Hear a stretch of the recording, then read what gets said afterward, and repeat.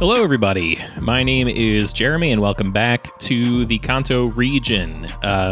We have finished up work on Pallet Town after a mere 6.5 episodes. We are finally on our way to the next step of our adventure together in beautiful Viridian City. Now let's get started. So we have this sort of river delta area. I'm not sure if anybody really calls these river deltas except for Americans. I assume that that's, I think that's a regional term. I think other people might call it a confluence. I'm not so sure. But it's a place where two rivers meet and become one river. And we're going to say that Viridian City kind of sits at the mouth of this river, making its way into this little harbor. So the first thing that I got to do is level out some of this terrain. Pallet Town was a super hilly region, and I liked that, and I was enjoying that a lot. But I think in this area, I want to try to have it be a bit more flat. There are a lot of really nice, pre-detailed Japanese suburban homes that they look incredible, but they really require a pretty flat surface for them to look their absolute best.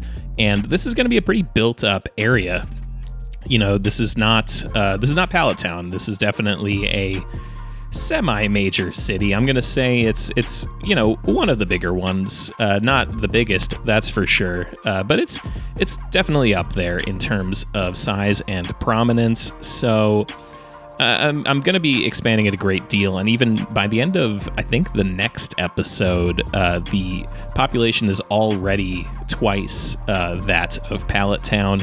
It comes at you pretty quick when you really try to expand a city. So let's talk a little bit about my inspiration for Viridian City. I'm primarily looking at a city in Japan called Aomori. Aomori is it's a city in the north of Japan, or I should say the north of the Big Island, the name of which is embarrassingly escaping me right now, but it's kind of the northernmost semi-major city on the main island, and it kind of really fit very nicely as inspiration for me. I was kind of trying to look for places that are, they're substantial looking, they're semi-large, but still definitely not they're not a capital city, they're not a cultural hub, they're not a main selling point. Like, Aomori is not where anybody visiting Japan is going on their first trip. And that just kind of seems really perfect for Viridian City, because in the game, it's the first place you visit after you leave your hometown, you leave Pallet Town. So it's got to be a nearby city to a place that is, absolutely backcountry, middle of nowhere, small town vibe. So, you got to keep it within reason, but I still wanted it to be pretty built up.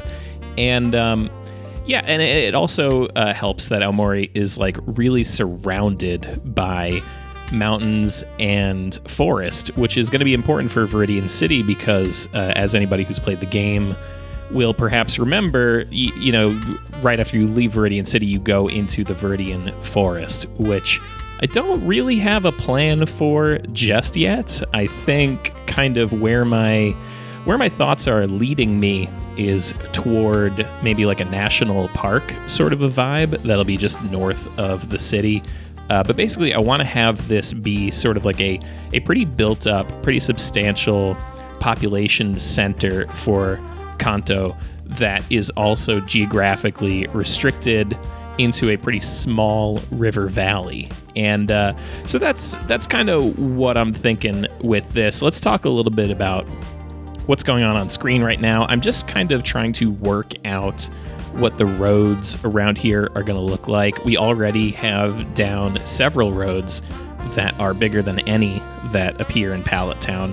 These 4-lane big guys are they're pretty significant. They're pretty darn large, and just kind of trying to set the stage for myself for what will, kind of make this really seem like it is it's a significant place. There's a lot of traffic here. There's a lot of people here. And putting out these breakwaters here at kind of the mouth of this river. This is taken directly from Aomori. Actually, I mean, a lot of what you're going to see in this episode is directly taken from Aomori. I didn't talk about it while it was happening. I'm already done with it. But that kind of big suspension bridge that hangs over the city itself, that's ripped directly from Aomori. I thought that was so cool. When I saw that in my research phase for this project, the moment I saw that, I knew this was going to be my inspiration for Viridian City. I knew I wanted to do something like that. It's just such a cool look, and it's so distinctly Japanese. You know, if I can find this again, I will put it on screen right now. But while I was doing research for Pallet Town, I had found this crazy view of a farm. It's just kind of like it's a valley between two mountains and a tiny little river, and there's a bunch of farms all along this tiny river, and you know, you're pretty remote, you're pretty far from the major town, which is itself pretty far from a major city. And just like right behind this shot of these kind of this very rustic rural countryside scene, this very beautiful setting, you just have this gigantic bridge, this overpass just kind of hanging over it at what looks like 70 or 80 feet up in the air. Wild, absolutely wild. So I wanted to kind of reflect that sort of thing with having this big bridge hang over the city. Now in Aomori, there's definitely a real reason for it being the way that it is, and that is because it kind of goes over the main train station. And I had thought about doing something like that, but I just couldn't really make the spacing of that work out. A little later in the episode, we will build the Viridian City train station.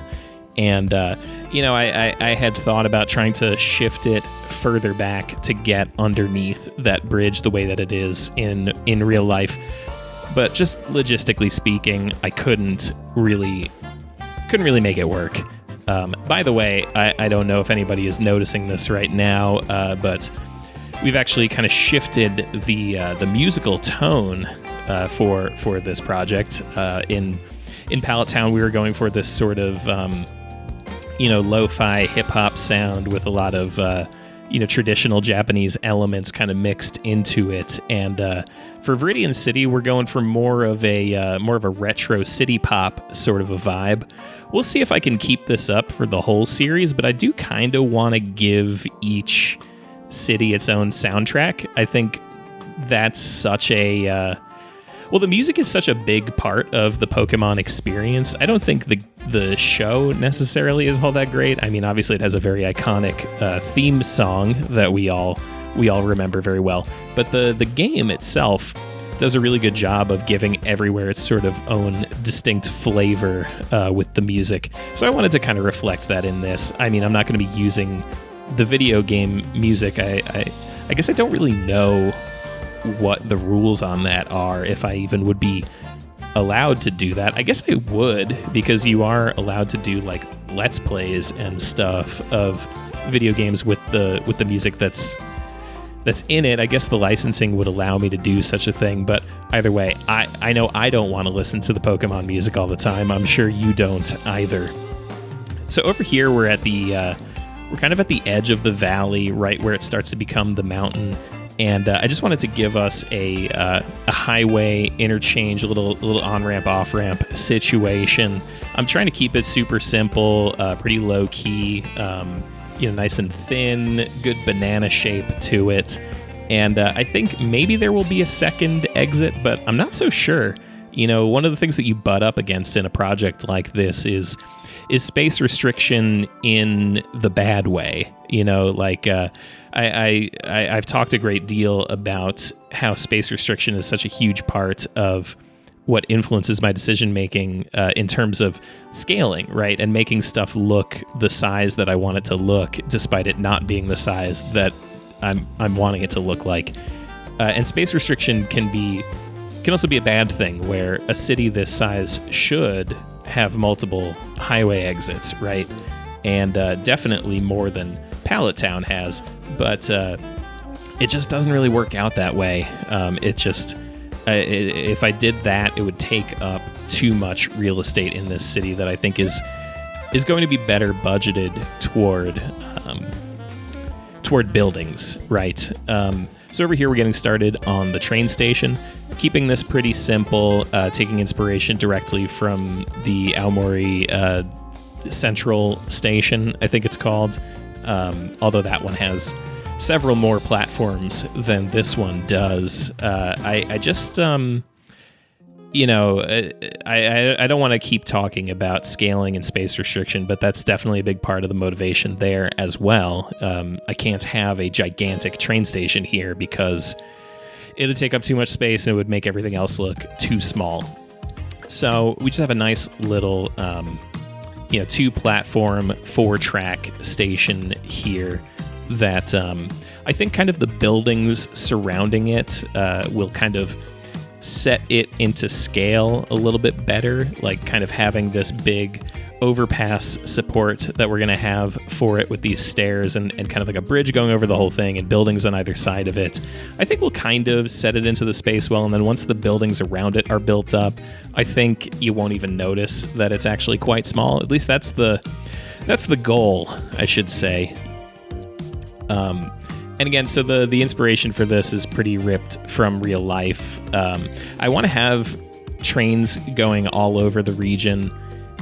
I don't know how realistic that's going to be. There isn't a train station in Pallet Town. I think I talked about this when I was working on the bus station, but I'll go ahead and say it again. I want Pallet Town to be super disconnected from everywhere else. And part of that is going to be that it doesn't have any sort of regional rail. The only way to get to civilization, which in this case is Viridian City, the only way to get to civilization is to take the bus, which, once I get that going, I want to find like a really nice, janky little bus that doesn't even look like it's super official. I think that would kind of fit the vibe really nicely. And that's going to be your way to kind of get into town from Pallet Town. Now over here, I'm struggling a little bit with kind of figuring out what to do around here. So part of the idea for Viridian City, I'm taking a lot of motivation from Aomori in terms of like layout and in terms of like size of building and kind of like the way that it will transition from big buildings to small buildings and what have you. But I also want to do a great deal just straight from my imagination for this because, I guess maybe I haven't really talked about this quite as in-depth as I would have liked to, but part of the fun of this series, for me at least, is going to be giving each of these cities its own theme, right? So, they're going to be inspired by different cities in Japan in real life. I'm going to try to keep them fairly realistic to what you actually see in Japan, and I want it to reflect a lot of the different regions and different biomes that exist in Japan. But I want to also give them all their own sort of theme based around the game, based around the show, based around like what actually happens, right? So Pallet Town obviously is like the small hometown, kind of the rustic, middle of nowhere farm place. But now we're in Viridian City, and it being surrounded by forests, it being named after a shade of green, I thought something that I want to integrate a lot into this is nature and greenery and trees and stuff. And so that was kind of something that I was thinking a lot about when I was kind of designing this kind of front plaza for the train station, and I'll go back to it and add some trees and stuff. But basically, that's going to be something that I'm going to be trying to push myself to integrate into this city as much as I can. And we'll see how well that works. But basically, I want you to be able to look at this city from afar and say, "Wow, that's a green city." Maybe not in the Cities Skylines sense of green city. It's not like not a particularly like eco-friendly city or whatever, but more thinking of it in terms of like if you were a nature freak, if you were a hiker, if you were just somebody who is happy and inspired by being around a lot of greenery, a lot of nature, this would be the city for you. Now, you could have just seen me build a bit of a custom tunnel.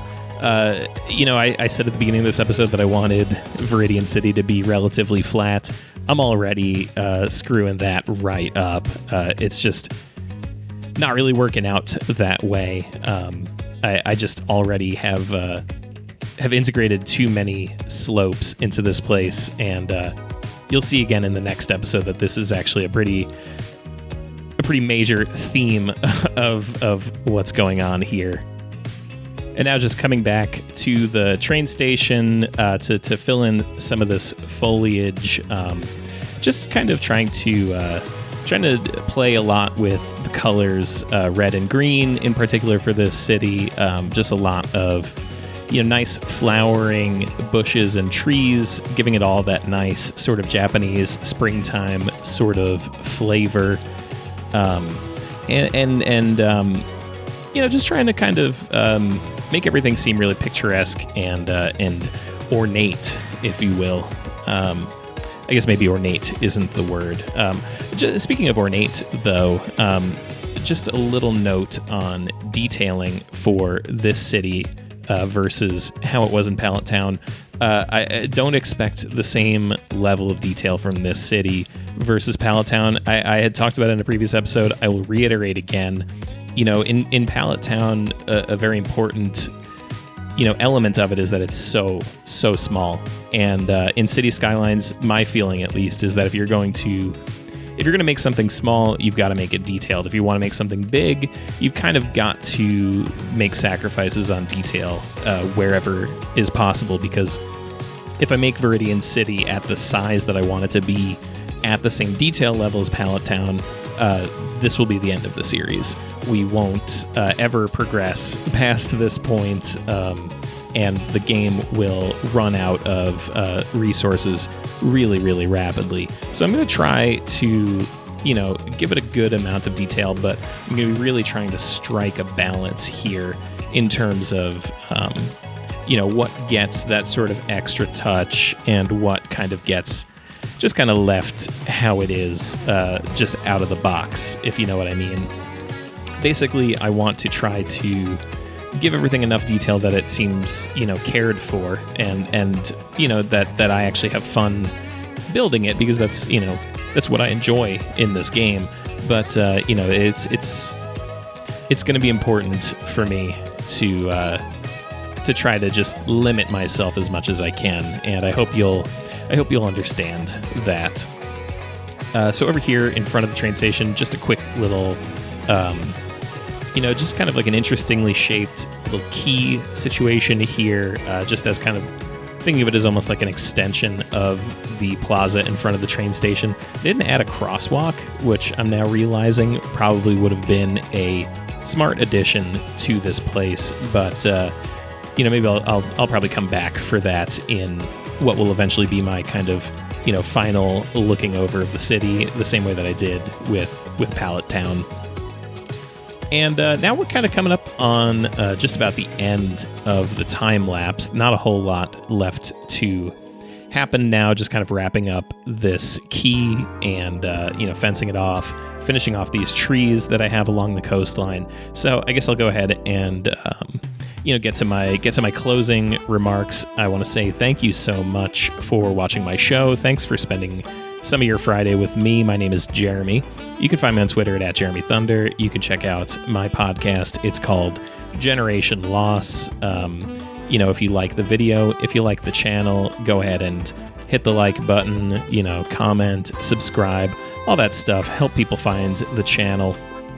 And if you want to support me further, you can do a one-time donation at my Buy Me a Coffee link. That's just a place where you can throw me a couple of bucks that I will not use to buy coffee. I make my coffee at home, but I will use it probably for nothing in particular. maybe just to help pay for the music subscription for this channel.